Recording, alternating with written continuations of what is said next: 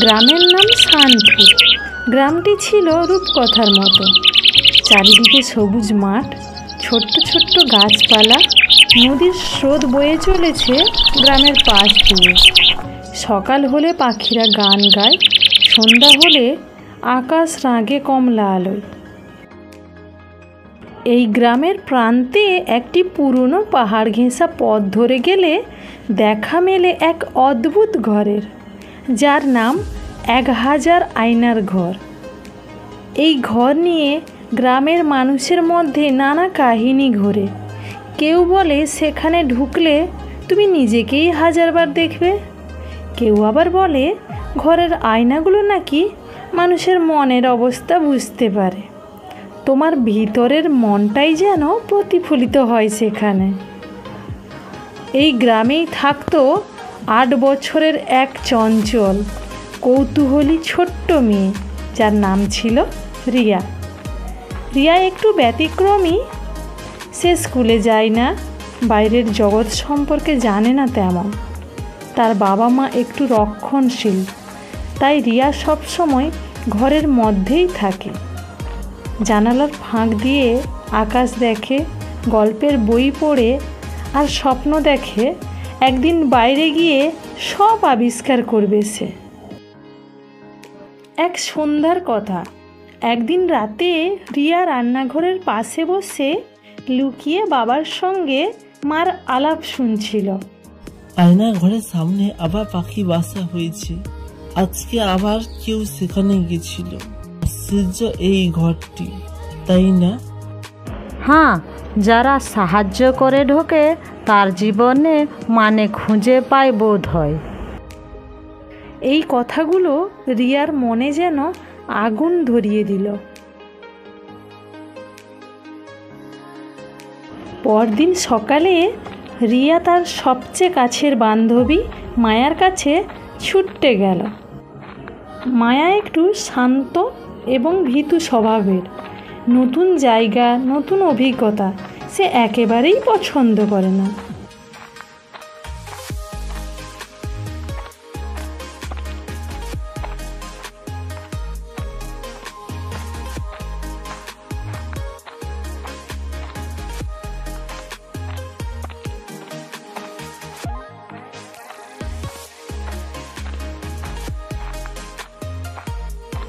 মায়া, আয় না, ঘরটা কোথায় শুনেছিস?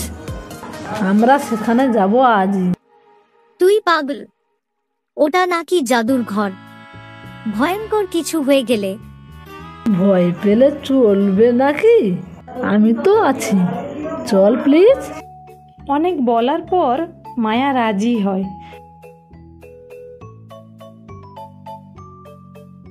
বেরিয়ে পড়ল ঘরের দরজায়।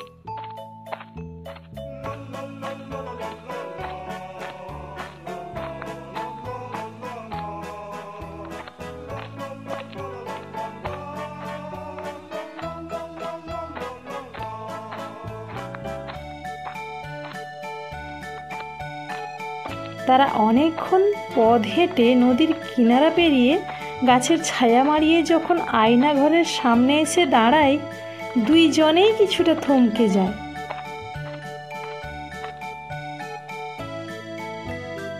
ঘরটা অনেকটা প্রাচীন রাজপ্রাসাদের মতো দেখতে। চারপাশে লতাপাতা জড়িয়ে আছে, দরজা কাঠের, তাতে নকশা করা শত শত পাতার গোলাপ ফুল। ওপরের অংশে বড় হরফে লেখা 1000 আয়নার ঘর। আমি নিজে আগে যাব, সব দেখে এসে তোকে বলবো। রিয়া দরজা ঠেলে ভেতরে ঢুকলো। প্রথম ঘর ছাড়িয়ে আছে রঙিন কাঁচের টুকরো, দেওয়ালে আলোর প্রতিফলন। সে ধীরে ধীরে সামনে এগোলো। একটা ঘর আর একটা দরজা, তারপর একটা বড় হল ঘরে প্রবেশ করলো। হঠাৎ সে দেখলো চারিদিকে শুধু তার নিজেরই প্রতিবিম্ব। এক না, দুই না, শত শত নয়, পুরো 1000 রিয়া তার দিকে যেন তাকিয়ে আছে।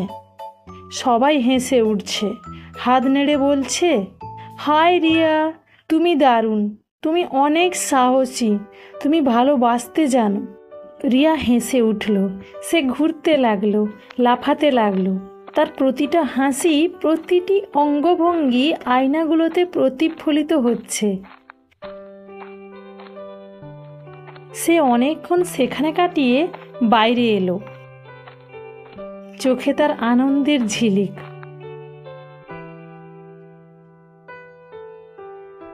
মায়া কিছুটা ভয় নিয়ে দরজা ঠেলে ঢুকলো। রিয়া যা বলল ঠিক সেরকমই দৃশ্য, কাঁচ, আলো, দরজা। তবে মায়ার মন তো শান্ত নয়, সে ভয় পাচ্ছে, চিন্তিত, যদি কিছু হয়ে যায়। যখন সে সেই আয়নার হল ঘরে ঢোকে তখনই তার পায়ের নিচের জমি যেন কেঁপে ওঠে। সে দেখে চারপাশে হাজারটা মায়া, কিন্তু সবাই আতঙ্কিত, চোখ কপালে, মুখ ফ্যাকাশে। তার নিজের প্রতিফলনই যেন ভয় পেয়ে গেছে। তোমরা কারা? তোমরা কারা? তোমরা কারা? মায়া ভয় পেয়ে চিৎকার করে ঘর থেকে দৌড়ে বেরিয়ে আসে। তখনই গ্রামের এক বৃদ্ধ মানুষ হেসে সামনে এগিয়ে আসে। এই ঘরটা আসলে শুধু আয়নার ঘর না রে বাচ্চারা, এই ঘরটা মানুষের নিজের ভিতরে প্রতিবিম্ব দেখায়, যার ভিতরে সাহস, আনন্দ এবং ভালোবাসা থাকে।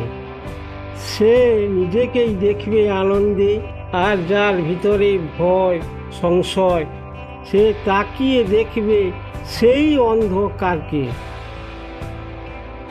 এই গল্প থেকে আমরা এই শিক্ষাই পেলাম, জীবন আসলে আয়নার মতোই। তুমি যেমন ভাবো, যেমন অনুভব করো, ঠিক তেমনটাই ফিরে আসে তোমার কাছে।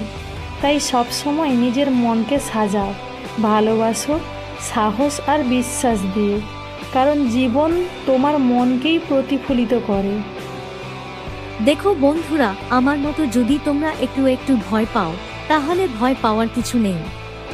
আর যারা একটু ভয় পায় না, তারা তো একটু চিন্তা না করে সরাসরি লাইক দিয়ে দেয়, সাবস্ক্রাইব করে দেয়, আর আমাদের সাথেই থাকে নতুন নতুন সুন্দর ভিডিওর জন্য। তাই তোমরা যারা সাহসী, এখনই একটা লাইক দিয়ে দাও আর চ্যানেলটা সাবস্ক্রাইব করে পাশে থেকো।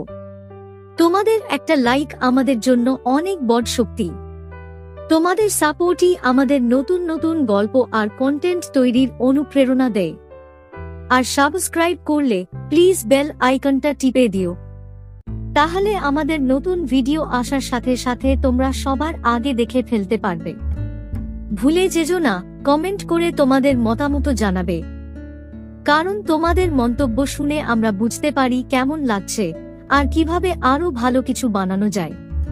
তোমাদের ভালোবাসা আর সাপোর্টে আমরা এগিয়ে যেতে চাই।